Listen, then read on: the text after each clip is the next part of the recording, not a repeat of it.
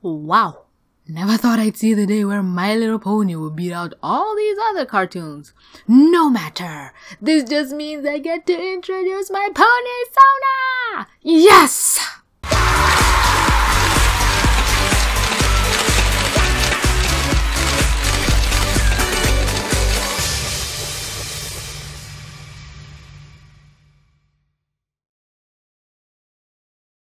This show had me holding back tears at 1:30 a.m. in the goddamn morning. Oh my goodness, this finale was so good. The writers of My Little Pony just brought their A game in season 9. Damn! I kind of find it sad that I'm only now introducing my pony Sona when I've had this character since my first avatar. That's why the colors are blue, red, and yellow instead of like more purple to match the current one.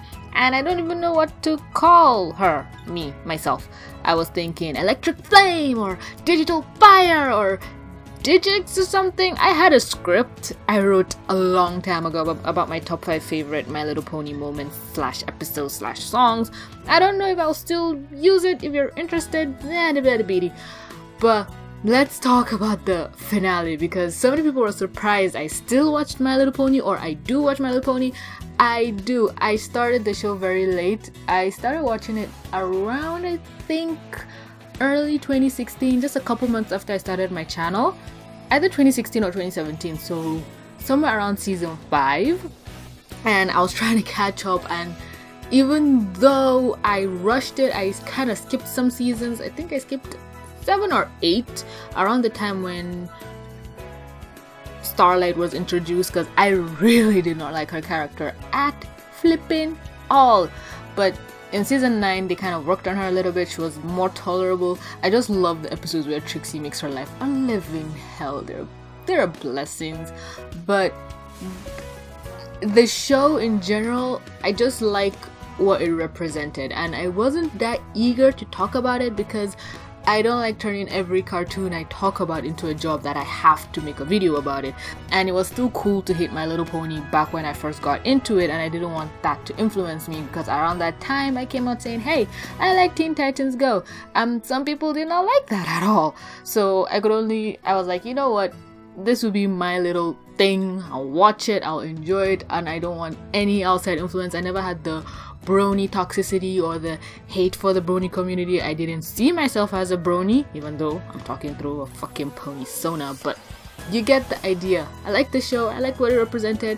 It's just a good message of friendships and what to do when things are wrong. And someone like me who struggles with making friends, it was really helpful to just see that and connect to that. And Pinkie Pie is best pony. Oh my god, why do people hate her? Like, Pinkie is just a physical representation of me. Like, if you want to know what I'm like in real life, that's Pinkie Pie. But I am aware of the fact that in reality my true personality is more like Rarity. And funny enough, I never really liked Rarity when I started the show, because I thought she'd be the snobby bitchy type, but she's just so over dramatic, extravagant, and I just like that, and the generosity aspect of her. So by season 9, when they kind of tweaked her a bit and just focused on her, what she's good at, I really loved Rarity this season. I think I liked her more than all the others because she was just so over the top, and I loved it. Like throughout Twilight's coronation, Rarity was just obsessed with her dress, and Twilight even made a joke about it, and you could just see her hold her heart and faint, and I was like, I love you. Fluttershy too, I've never really been a fan of her, but I think after season 7 she just became like the best pony in terms of written character. She's no longer this crippling, I don't know the word to use, but she's not crippled by her fear of basically a leaf falling, but she's still shy, but she can still stand up for herself. And I have a couple episodes in my head, like the one where she was trying to build a sanctuary where she put her hoof down. Just really great dialogue, I guess. And the one where she switched places with her bunny. Why do I forget this bastard's name? I don't like the bunny, he's a little shit, but Angel! Ah, yeah, I remember it was ironic. He's named Angel, but he's anything but an angel. So when they switched places, I was like, oh, I'm not gonna like this episode, but I ended up liking it because it was just really fun. Like, that's the thing, there's a lot of storylines that when you reach my age you've seen over and over again. So when I start watching the episode, I will think I will hate this, but they do it in such a different and unique way that it's like, I love it. I love how it's like the writers sat down and they were like, you know what, this is our final season and we're gonna make it good, goddammit. And they did. The finale, it was like midnight. I started watching it was a 3-part finale, I think, and I started watching, well, 2 parts, but the last part was kind of like a jump into the future.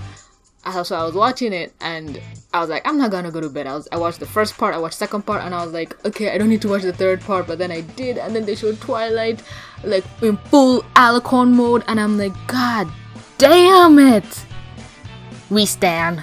She has the hair flow, we stan a queen. And I think I kind of like the time skip episode, because normally when things end, it just ends and we wonder, ooh, what's happening now? So when we finally got that episode of, oh, here's what's actually happening, I really appreciated it. We see Spike all grown up. I didn't like how he looked grown up, but I think I'm accepting it now. I kind of digested it. And all the other ponies, they just had bags under their eyes, which just makes them seem older. I don't know if they couldn't have designed them like Mrs. Cakes. I don't know. Maybe it's because they're just so used to seeing them that there's no way to emphasize they're older unless giving them those eye definitions. And I swear to God, Fluttershy and Discord are married, and you cannot convince me otherwise. I was kind of misled. I think it was from Lily Orchard's blog or something, but I thought Applejack and Rarity got together, but then I saw it was Applejack and Rainbow Dash, because I was like, wait, Applejack and Rarity? That's, well, okay, I guess lesbian power. I guess Rarity always gave that vibe, but once I realized it was Applejack and Rainbow Dash, I was like, oh, that makes sense. But Rainbow Dash is closer to Fluttershy, but I can see Rainbow Dash not going for Fluttershy, but Fluttershy is already taken by Discord. We've been new since. I'm still kind of iffy with the fact that, from what we can tell, names, fuck, I know too many cartoons and I can barely keep the name straight. Twilight, shit, I can't believe I forgot the main fucking character's name.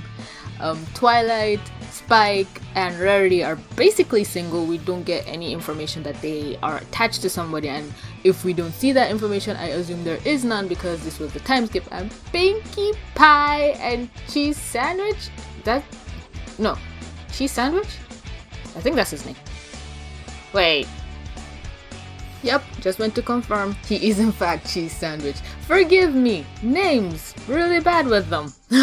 So when I saw Pinkie Cheese Sandwich together, like the episode where Cheese lost his laughter and everything was so heartwarming, and I was just shipping them so hard, but I didn't want to put my faith in something because this show has a habit of not wanting to lean towards like relationships and just friendships. But I don't blame them. The show is called Friendship is Magic, but there can be friendships and relationships. Oh, and Big Mac's wedding. Damn. I was holding back tears in the episode more than the finale because, like I said, skipped a couple things, but I thought Big Mac had a thing with the Cutie Mark Crusaders teacher. But when I saw her, I was like, wait, this is not the teacher. I know this person. And towards the end of the episode, we see those 3 other people that were kind of like in the Starlight arc. So then it clicked in my head like, oh, she's one of them. She's one of the people who were prisoners in that whole place, and she was baking. What brought her to Ponyville, and what happened with her and Big Mac? So like I said, I skipped a couple episodes. Even in this season 9, I just found out as I was recording this that I skipped like 5 or 10 episodes. But I like that about My Little Pony, that you can skip a season but still have things be okay, which is kind of why I don't put too much pressure on like Miraculous when Thomas Ostrach, the creator, likes to make the show in a way that anybody can watch it from any episode and just continue. But when you have like character arcs that require a steady flow of, you know, characterization, you cannot have that disconnect, because with My Little Pony we already have these characters and we know their characteristics, so you can build upon that, but the episodes are self-contained, So either you miss the arc and in a future episode they already have it, or they're learning something else. That's the thing with My Little Pony, you learn and grow. But with Miraculous, when you grow, it's different to revert back. I don't understand how to explain it, but I hope at least I did a decent job at explaining what I mean. I just loved how they just went through the city and they were just showing everybody in the future. I can't remember their names, sorry. I think it's the new 6 or the young 6 or whatever, but when I saw like Yenona and the dude that's the very definition of chill being together, I think they're like living with Rarity. It's so precious, oh my god. And again, Fluttershy and Discord, and I think this new pony that's like Twilight Star pupil, she's gonna be, I think, Gen 6, or are they just hitting reset again and we're just gonna start from the beginning with Twilight and the gang, or we're gonna follow this person and her new set of friends? Because if it was up to me, I think we should just leave the Ponyverse altogether because it's perfect. They tried to add new characters and new people, like I said with Starlight I wasn't really a big fan of, and then the young 6, I don't know what you call them, those new people in Twilight School. So you could see where they tried to insert people, but again it didn't really make sense because they've already exhausted Twilight and her friends' arcs, so they had to bring new people who represent those new elements of harmony or friendship or whatever bullshit they want to attach to it and go from there. But I believe this is a pretty good ending in terms of cartoon endings and how a lot of them trip over the finish line or don't finish as well as we want them to. This was perfect. Be honest, in terms of cartoon endings, this was really good. You see Starlight and what's his name? Fuck. Her friend with the beard. I like the beard actually. Why does Star Swirl come to mind? That's not Star Swirl, that's... oh yeah, Sunburst. A lot of the people with like orange colors lean towards more sun names, and people with purple and blue lean towards more night things. Twilight, Starlight, Trixie. How am I just noticing this now?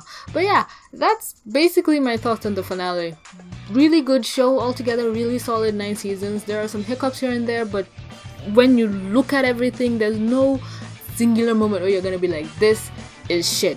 Yeah, the season after they introduced Starlight, for some people that might be off-putting because they don't like the introduction of new characters, and Starlight was really ham-fisted into some episodes where she didn't belong, or you could see maybe they removed like Spike or Pinkie Pie and they just replaced it with like Starlight to get the fandom to like her. But in this season I think they realized that and they kind of drew her back a bit, polished her up, kind of gave her own thing. I even like the little snarky remark where Twilight is like, you're gonna run the school, and she's like, yeah, well, I've had to take over all the times you ran away. Trixie, I just love characters like that are bad, but they don't know they're bad. They think they're the best person ever, because in real life I would choke that kind of person, honest to God. And it's funny enough, I might even be that kind of person, but I wouldn't know. But yeah, solid season finale, beautiful. I just love when cartoons end and I feel so... I don't have questions, that's the thing. You've already answered my question with the last episode, and that is what a cartoon should do. That when it ends, you feel fulfilled, you don't feel like you cry because it was so good. Hell, I don't even think I had this much closure with Avatar, because after Aang and Katara kissed, I just wanted, okay, what's happening next? What's going on? And by the time Korra came in, Aang was already dead, so that wasn't as satisfying. I think in terms of cartoons, this and Gravity Falls, well, Gravity Falls 2 kind of left me wanting more, but in terms of closure, those two, Gravity Falls and My Little Pony, have the best finale, and I just love it. So that's me, that's my opinion. If you don't agree, that's you, boo-boo, but you came to hear what I had to say. Okay, so let me know what you think about the finale in the comment section down below. Any and all thoughts, I would love to know. And that's where I'm gonna end this video. Like the video if you did, support me on Patreon, read my books on Wattpad, Discord is right there if you want to come and yell at me, because apparently that's what some people like to do. Well, not really yell at me, but they just loudly tell me what they think, and I'm not opposed. But yeah, thanks everybody so much for clicking to watch, and or but with that being said, this is TVC. Mwah. Signing out.